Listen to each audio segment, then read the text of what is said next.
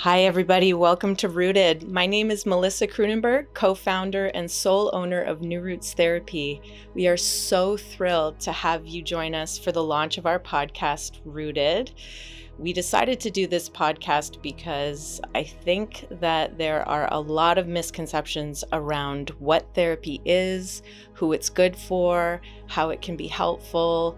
And our goal for doing this podcast is to help normalize the experience a little bit so that folks can see how helpful and transformative it can be. Joining me today is one of our favorite people. He's been a longtime friend and colleague to the New Roots Therapy community. David Leung is a respected psychotherapist in the Durham region who works with couples and individuals, and we are so excited to have him on our program. David, welcome to our podcast. Thank you so much, Melissa, for having me. It's just great to be here, and I'm really looking forward to our conversation. Can you believe we're doing this? Like, for years, you've been talking to me about doing audio or video, and I've always been pretty scared, pretty chicken, if I'm being honest. And you always said you would be my first guest if I ever decided to do it, and here we are. Yeah, and for me, a big part of this is just giving people an opportunity to have an inside look at therapy, to see what it is, and to see that it's not so scary, and to maybe debunk some of the impressions that they have. Right, and not just like not scary, but like incredibly helpful and enriching. You know what I mean? Yeah. Like I think people have a sense that therapy is for people who are sick or people who have problems. And, in our work, we see over and over that therapy is for human beings. And human beings have stress, and human beings have emotional pain. And therapy is a great place to process so much of that and to leave feeling lighter and to see the world in a very fresh way, in a new way. Yeah, absolutely. Like, I have found and you can talk to your own experience, but even in my own experience of therapy, because even as a therapist, I have my own therapy, and I've been doing therapy since I was 15, transparently. And I would say it's like a huge part of what has helped me grow and develop and center and discover my purpose and, excel and reach my potential. I honestly don't know how I could have navigated this life without it. And throughout that, I've had many different therapists along the way. It's not even like I've had the same therapist, there have been different points in my life where different therapists made better sense than at other points in my life. And but I have just found it so enriching. What about for you? Have you experienced your own therapy? Yeah. So it's the same for me. I was resistant to the idea of therapy for such a long time. I don't need therapy. And my partner kept suggesting that this would be good for us. Maybe we should try this. Right, in a couple's context. Yeah. And, for me, I thought, well, shouldn't we be able to resolve this on our own? Right. And, but we finally did. And this, you finally accessed therapy. Yeah, we finally went to couples therapy. It was on Valentine's Day, many, many years ago, 13 years into our married relationship. And, it was such a surprise for me to see that there's an entire emotional world that I'm not terribly acquainted with or connected to, that really was making a lot of decisions in my relationship, in my parenting. And, those are such important pieces of my life that I wanted to know more. I wanted to learn more about myself and to really get a sense of, what was going on in the undercurrent of my life, and to kind of have that in view so that I could make better decisions in those relationships. Right. And show up more Right, right. I love that because I do find that for couples, it can be, I mean, couples and individuals, I mean, there's so much hesitation around even pursuing therapy because it's like, oh, if I do this, it means there must be something like truly wrong with either my relationship or with myself. And it's like, The therapist is the referee. He's going to tell us which one of us is the problem, right? Which one right. of us is right and which one of us is. Well, that's another misconception too. Like if I go, they're going to judge me or they're going to judge me and my partner. And it's going to be like, and then someone has to be the bad guy and I'm going to feel really ashamed. Or, Yeah. or we're going to be honest in front of someone else Right. and admit how things really are sometimes when they're difficult. Right. And Which is such I a don't wanna go vulnerable there. experience. So much. Yeah, yeah, exactly. I mean, it's vulnerable even when there isn't a therapist in the room, let alone when there is someone that you don't know very well, right? But, that is the point, right? To be able to talk about what we can't talk about and to be able to Right. see what we can't see. And sometimes that's learning a new language for what's difficult or learning that it's not so scary as we expect it will be. I love what you just said there, David, when you said therapy is like learning a new language. I mean, I just think that captures it so beautifully. Can you say more about that around? I think at the beginning of my exploration, I would, get this question, how do you feel? And my vocabulary was limited to tired. I feel Right. tired, but tired's Right. not really even a feeling. So what is the feeling that has so much weight that's weighing me down? And really that it was really helpful for me to understand that, sometimes I feel uh, overwhelmed, sometimes I feel embarrassed, and just trying to manage those feelings can be so exhausting. But it's not that that's the feeling, right?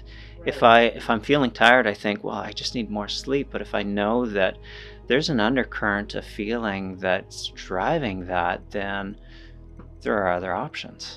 Right, right. And I have learned along the way how powerful it is to put words to things, like constantly, not just like in my practice, but like even in my supervision. It's like that skill, personal skill of being able to name your experience and really put specific words to what your experience is so like amazingly therapeutic, like in and of itself.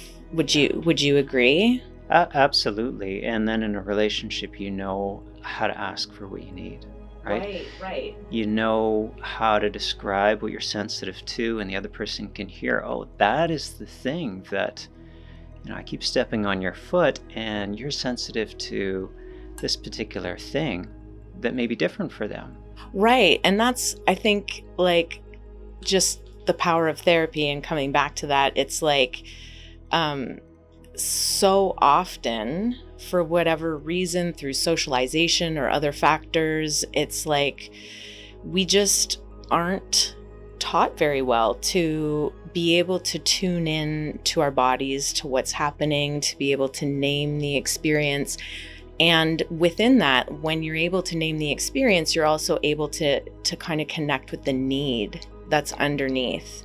And when you can connect with the need, you can make sense of what your next step is, right? But in relationships, if we can't connect to that, if we can't connect to ourselves, if we can't connect to the need or the emotional experience, then how could we possibly communicate effectively with one another? If we don't know the feeling, we probably won't know the need. If we don't feel the need, then eventually we get anxious. I'm often describing to clients that if you haven't eaten, then eventually you feel on edge. Eventually you feel anxious. There's the hangry experience when you haven't eaten, and eventually you'll panic. Right. When we have a need that's not met, eventually that anxiety ends up intensifying. But what if we haven't even identified what that need is or what that feeling is, and it's an emotional need?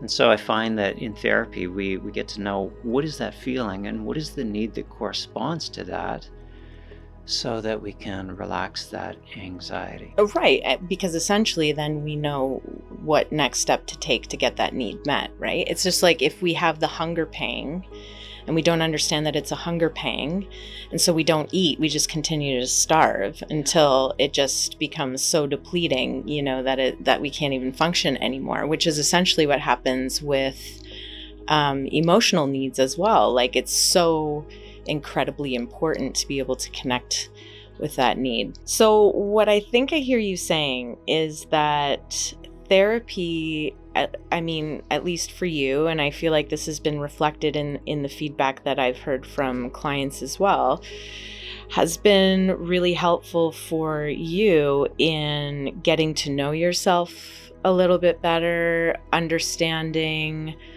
and finding language for things that you didn't even realize was there before. And that in doing that, you've been able to connect to your needs better and communicate to your most important relationships because of that. Am I getting that right? I'd say that you really captured it when you said getting to know yourself better. And I thought I knew myself when I was a teenager and in my 20s and in my 30s, and there was just so much more to know, and there still is. So much. I know. That's what I keep learning, is the more I know, the more I learn, the more I still realize there's so much more to know. Excellent. So I'm curious though, we talked a bit about it in the intro, but there are a lot of myths out there around therapy and what it is and what it isn't. Like, one of them being, I think you've already spoken to this, but you have to be seriously mentally ill in order to warrant therapy. What do you? I put it to people this way: everybody has emotional pain. And if you have mouth pain, you go to the dentist. If you have physical pain, you go to the doctor. And if you have emotional pain, then what's wonderful is that you can speak to a therapist. Right. And it really can make such a difference.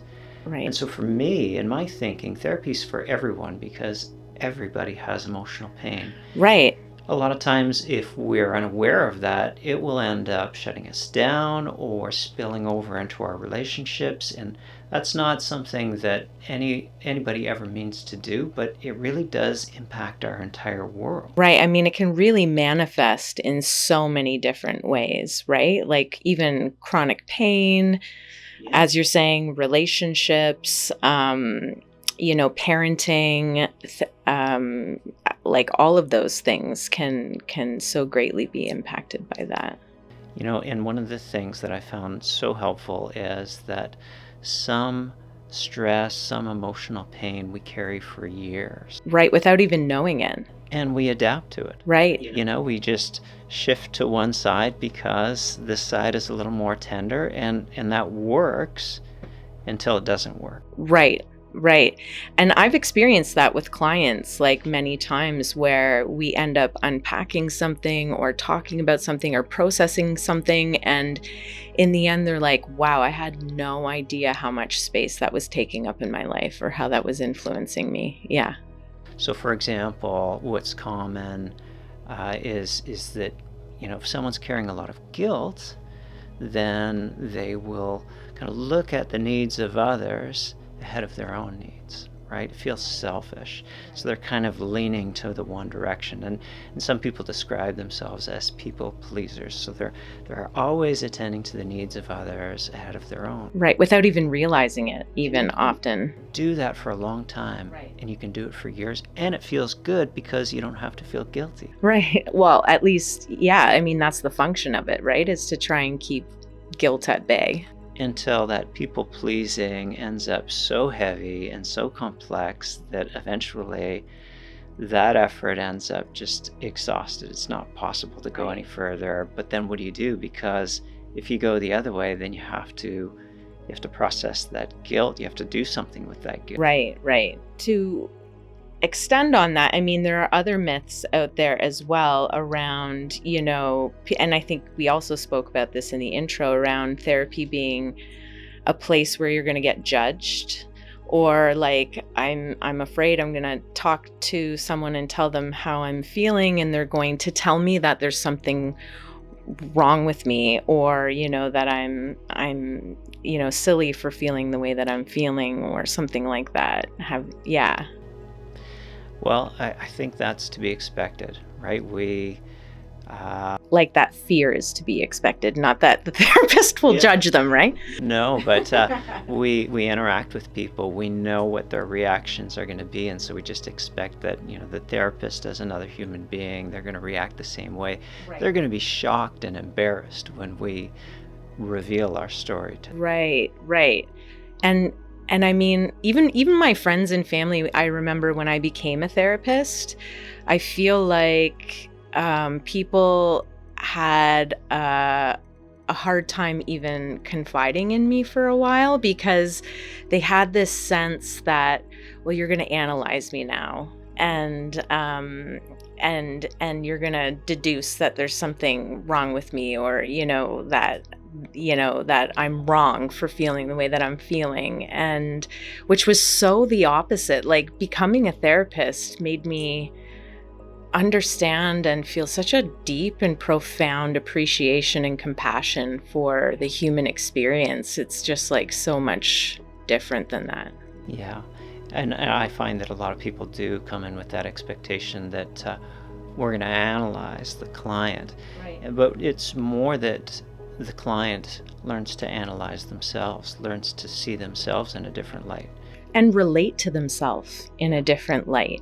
You know what I mean? Like, yeah, because I mean, part of it is reflecting and analyzing, but the other part is how we relate to ourselves. Like, we have a relationship to ourselves, and oftentimes we're not even aware of how we're treating ourselves, or meeting certain emotions. Yeah, how we're talking to ourselves. So one of the questions I often get asked is like, what to expect in therapy? Like, what's really behind the scenes? Like, how does the process work? Like, what would you say to like listeners about that process? Yeah, well, the first thing is that you're going to have to feel comfortable in the conversation, and that can take some time.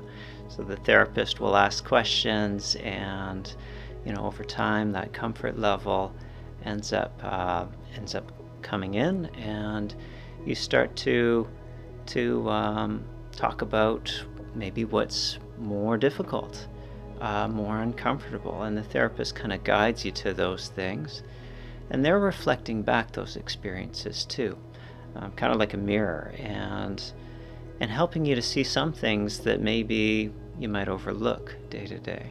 Right. It's so much easier when you're not in the thick of things, to have someone sort of reflect back from more of a bird's eye view, what they're hearing and experiencing and talking with you, right? Yeah.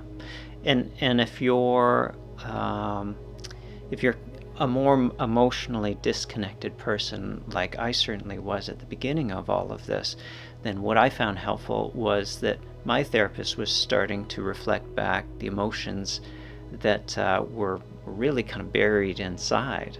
Right. And I thought I was just tired, but there are some things that I felt really badly about, or really embarrassed about, and I could see that in my therapist's face, in their expression, before I could even see it in myself. Right. I love that. And so would you say like that was what was most transformative for you in terms of like your therapy experience? Like, do you have a pivotal moment in therapy that you experienced that felt really transformative? I think for me, it's more of a slowly unfolding moment where I was able to see over the years some of the emotional pain that I'd been carrying, right. Some of the things that I really have been sensitive to my whole life. So I've kind of organized my life to avoid, feeling ignored or feeling embarrassed or ashamed. Right. But in the end, it really has shaped a lot of of life decisions and really impacted me. Now that that's something that's more clear, then there's more to decide on now. Right. And you feel like that's made a big impact in your life. Yeah, it makes a big difference, and it certainly makes a big difference in my relationship. Right. Yeah. Yeah. I can totally relate. Like, I remember a long time ago, like one of the first major aha moments that I had was that I had been talking about different difficult relationships that I was experiencing in my life, and the therapist spoke to me about boundaries and about having boundaries with people, and I was like, I can't. Can I do that? Is that a thing I can have? Am I allowed to have? But yeah, am I allowed to say no? And from that point on, it changed everything for me. Like, it really, really had such a strong impact in terms of what I was taking on myself and how I was relating to others, and just such a big difference in terms of the emotional energy and distress that I was carrying, for sure. So much more than head knowledge, right? Someone can tell you you can say no, but if you're locked up and feeling guilty or feeling selfish, then you just can't set that boundary. 100%. And so another thing that I feel like people have questions about is, the therapy versus medication conversation. And like, either I can just take some meds and I'll feel better and therapy is like not necessary, or if I have therapy, then that should be enough at all times and I shouldn't need any meds. And I guess I'm curious to hear your thoughts about that. And I think there's also the thought that if I take the medication, then I'm going to be taking the medication forever. And so there's a scariness to it. Right, 100%. Or that I take this medication, it's going to entirely change my personality and I won't be me anymore, is another thing that I've heard people getting really scared about. Well, I think about going to the dentist, and depending on the procedure, sometimes they recommend an anesthetic, and I take the anesthetic. Right. There are some things that are just too painful to go through or too complex to go through without that kind of support. I think it's like that with emotional pain, and if it's helpful, if it supports the healing to add on to the therapy, the medication, then that's something that really is helpful. You might not get through it without the medication. Yeah, 100%. I've seen it make such a difference in people's lives, like even for the therapy process, because like some of the most powerful, for anything to be transformative, we have to feel safe enough in our body to be able to engage in that kind of work. And while there are so many techniques for, resourcing people or helping them to stay safe in their bodies, sometimes, medication is the best resource at that point in time. And I can say transparently that even as a therapist, for all the skills that I have in my toolbox, medication has really helped me at times. And me being a therapist doesn't inoculate me from the trials and tribulations of humanity. Yeah. So for anyone out there who's sort of like wrestling with that, I would hope that they could be gentle with themselves. A part of your question too was, what about medication alone? And that makes me think about my chiropractor. Whenever I let them know that I'm taking aspirin, anything like that, they're really sensitive to numbing pain, because if that's all I'm doing and I'm not doing a therapy along with treating the pain, then the pain can get worse, right? Like if I have back pain and I'm just numbing 100%, yeah. I might not change that behavior that's causing the back pain, and the back pain can get worse. So, that one of my thoughts about medication alone is that you might feel better because you might feel numb. You might feel less. And that's not necessarily the most helpful thing, but along with therapy, it might support what you need in order to really get healing. I definitely agree. Like a combination of the two. My hope would be that people were utilizing both at the same time. Yeah. So what would you suggest for people out there who are, looking to just help themselves? So even like outside of therapy, like how can people help empower themselves to feel better in general, like on a regular basis? Well, I do think that that's the idea of therapy, to eventually kind of help you to know what you need outside of the therapeutic environment. Right. And so, what I find that, people are getting more of that they maybe hadn't thought of as an important need, is being outside. Yes. Getting sun, walking, these really basic things that when we're young, we're doing it all of the time.